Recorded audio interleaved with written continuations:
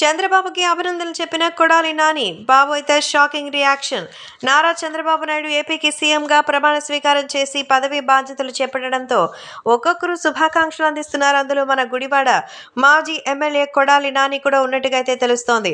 ప్రస్తుతం కొడాలి నానికి సంబంధించి మరి విశ్వసనీయ అందడంతో మరి జాగ్రత్తగా ఉండాలని ఆయన చెప్పినట్టుగా అయితే సమాచారం.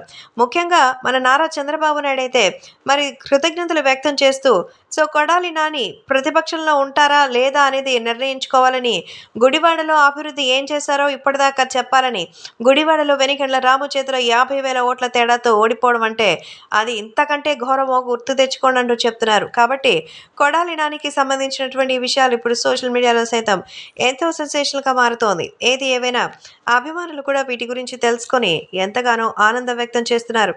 కాబట్టి ఇప్పుడు సోషల్ మీడియాలో సైతం ఈ విషయాలు ఒక్కసారిగా వైరల్ అవుతోంది. అలాగే ప్రేక్షకులు సైతం ఈ విషయం తెలుసుకొని ఎంతగానో సంతోషపడుతున్నట్టుగా అయితే సమాచారం. ఎందుకంటే మన జూనియర్ ఎన్టీఆర్తో కేవలం క్లోజ్గా ఉన్నారనేటువంటి ఒకే ఒక కారణంతోనే ఇన్ని రోజులు ఆయన సైలెంట్గా ఉంచారు. కానీ ఈ మధ్య కాలంలో నందమూరి కుటుంబంపై కూడా ఆయన చాలా మాటలు మాట్లాడారు. కాబట్టి ఇప్పుడు కొడాలి నానికి చంద్రబాబు చుక్కలు చూపించడానికి సిద్ధమైనట్టుగా అయితే సమాచారం అందుతోంది.